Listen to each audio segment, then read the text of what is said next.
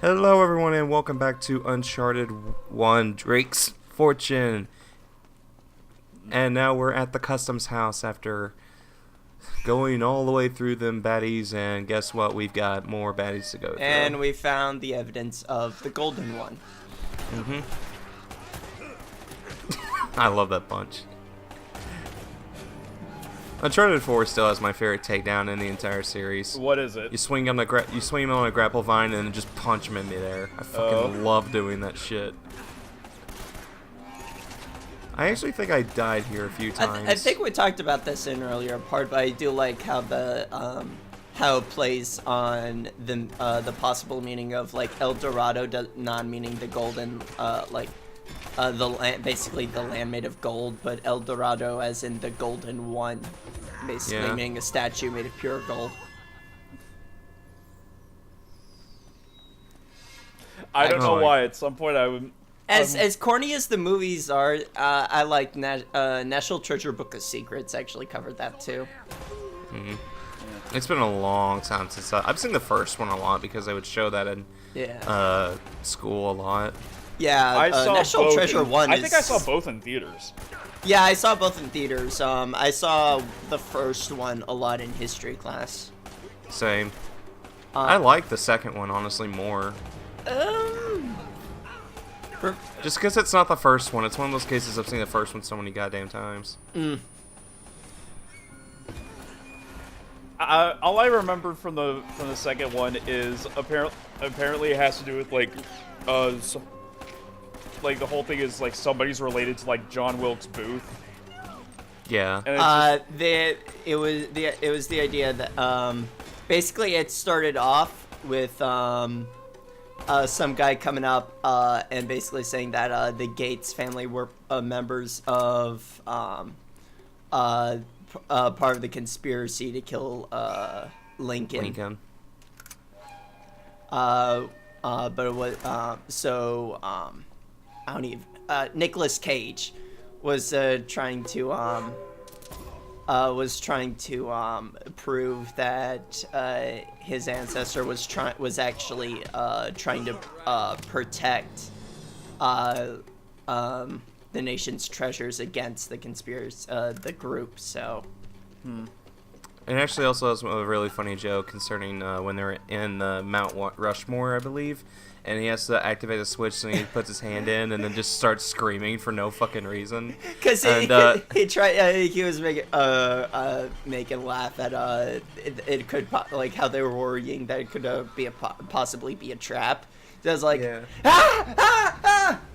I'm kidding, it's just a switch. Uncharted 4 actually does that too. It actually Uncharted 3 and 4 both do that. That was done in Naruto 4, as well. I don't remember in Naruto, but it was whenever he was oh god, I forgot. The guy who controlled the eight-tailed beast. Oh, Killer Bee. Yeah, it was when him and Killer Bee were trying to go into that chamber, so it's just like, all right, you got to confront like your your beast, and you can do it the best in this chamber. And so like he was like, it was this old place, and so like, all right, just go in this mouth and you'll do this. So Naruto goes in, presses the switch, and tricks everybody to thinking he got decapitated. Also, what the hell is Elena doing? Tagging along. No. Yeah, I'm more asking like in this situation. She's. I'm getting the feeling she's up to something with why she wants to stay. It's implied that, but no, she really doesn't do anything right here. So she actually does stay put. She will catch up with us, in just a second, but after we've worked our way through some more goons and stuff. Yeah, it's like she was saying, why don't you go ahead and you can you can come pick me up. Yeah, and so Nathan was like, all right, what are you up to? Yeah, but she's really not up to anything, honestly. I kind of hate those types of bait and switches. I think it was implied at one point maybe during the story, but nothing was happening. And there goes a motorcycle outside. I honestly hate those kind of bait and switch type things where they try to make you guess if someone's up to something and then just ends up, oh, We're just pulling a bait and switch, trying to get you to guess. Yeah, it's a bait and switch where it's literally nothing. Yeah. Yeah. That's Like, the type there's- of bait and switch I honestly hate, where it's like they try to keep you guessing, but it turns out, yeah, it does. It turns out. A bait and switch is Nothing fine, happens. but there has to be an end goal. Yeah. Bait Okay, and now I just to sorry, I don't mean to interrupt you, but this section right here really fucking sucks because of the turret. The best idea I can tell you is just go as fast as you can to this turret and just ignore Grenade. everything. And the moment you're able to get on the turret, that's when you can more or less just I not was have going to to say worry you could about also this. throw a grenade. Yeah, well, you got to get to the turret so that way you can use it. But the problem is you've got all these guys coming after you, so you just throw caution to the wind and yeah. But I turned a bit too slow there, so I died. But that's essentially the strategy I used before I cleared it. I don't know why, but at some point I'm expecting a bite the dusto joke. Nah, I didn't do anything like that. Maybe with Uncharted 2. Because I still haven't finished recording it. Might actually just end up scrapping the whole thing and restarting it. Yeah, it always sucks when like you take a month or two break for recording, and then you feel like, and you're debating whether or not you should just start over. To me, it just depends on how That's much I why. love the game. That's why whenever I record something, I just try to marathon it. You really need to see this. Now is really not the best time. Well, this game I got done in about 2 days. What It's are a. you It, doing? it really didn't take me that To long. watch this. It's just What? and hello. He's alive. Oh boy. Huh. I don't know, Nate. I think I was also going to make fun of this scene in the editing process, but I could not get the screen because Nathan's like moving the camera around so much. It was just a bitch, so I said fuck it. What were you? What was the edit you wanted to do? I think I was gonna do like some sort of stupid music video. It would have just been like he's looking at a stupid YouTube video or something, but I wasn't able to do it. Steamed hams. It's got to be the monastery. I think it was just a YouTube poop. What if it turns out he's working with them? We either rescue him. Oh, we beat or the crap beat out of him. I love this line. We either rescue him or we beat the crap out out of of him anyway. I'll just not beat the crap out of him anyway. I love that line.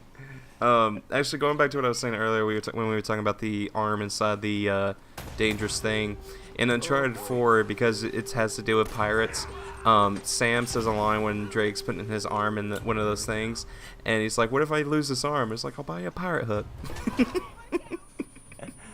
Again, that's something I'm so glad that these games do not lose is their cheesiness. Yeah. The writing definitely does get better as the series goes on, but the cheesiness, man, the first game just has that down Yeah. in stride, and I think that's Like, really why I love this one so much. So I haven't played. I've only played a little bit of Uncharted 4. How would you say the camaraderie between Nathan and Troy? Nolan between no, like I know what you mean. Yeah, like but Nolan honest, North, honest like- to God, Sam, it's the best. well, it's the Sam best and in the Nate, but entire like series. Nolan North and Troy Baker, like It is the best in the entire series. I think they work off each other so damn well that you buy the relationship between these two. I'm immediately reminded the Game Awards 2015. Troy Baker was presenting the award for best voice acting. No, that was like 2016 because Mark Hamill did 2015. Yeah. So for Game Awards 2016, Troy Baker was presenting the award for best voice acting, and Some of these boards are. and he was going.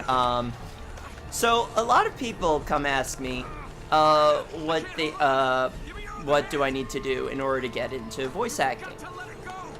Save up your money, buy a high quality microphone, get into some classes, and wait for Nolan North and I to die. I think that was definitely more around the 2015, 2016 stuff because they Yeah, were it was just in either everything. 2015 It was definitely 2015 or 2016 because you had the Viking look. Come on. Yeah, and 2015 I remember because Mark Hamill came up saying, and someone's been nominated, because he was nominated as the Joker for Arkham Knight.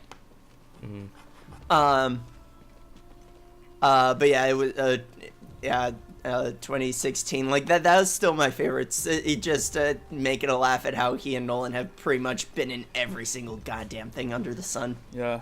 Yeah, but Wait for Nolan North and I to die. I'm just kind of glad that they are kind of like taking them. I mean, yeah, they're still in like a lot of the AAA stuff that comes out now. But They've sort of like, been waning on. They've been doing a lot more video game stuff than anime. Well, I mean, that's been the case with a lot of voice Well, that's actors. also I mean, just Laura because Bailey a lot of and voice Travis actors are Willingham kind of especially. just no longer doing anime stuff. Yeah. Well, that's just because also video games pay better than anime roles. Yeah. Yeah. Like, I talked to... Oh, God, I already forgot his name. Fuck. Who? Give me a second. I'm gonna look him up again. Description. Voice role, and maybe John and I can pick him out. AKA, I'll pick him up. It was... Richard Epcar. Richard. Oh, Richard, yeah. Voice of Joseph Joestar in Part 3 of Stardust Crusaders. And voice of Joker in Injustice. Yeah. Yeah. I actually met him last year. I met him at a little little local convention. He was a funny dude. He was there. There was a guy. There was somebody who was an actor. I forget who. I don't know who the character was, but he was in The Walking Dead. Fucking Lanny Poffo, Randy Savage's brother, was there. And like I talked to, I had a little question for Richard Epcar, and it was I'm trying to think of the exact words I used. Oh, do you have any? Given the influx and the increased given like how easy it is and how accessible it is for people to become voice actors now, do you have any worries about what that might mean for the future of voice acting, and for those who have like been in the business for much longer? And that, like, basically, are you worried that like companies are basically going to like drop the veterans in place of like newer people that they can just pay less? And also, are you worried that a lot of people are going to put a lot of time into something that may not work out for them because of how, big this whole thing is getting? I asked him about that, and he did say, like, yeah, I am kind of worried about how it is for a lot of people, because they could get screwed.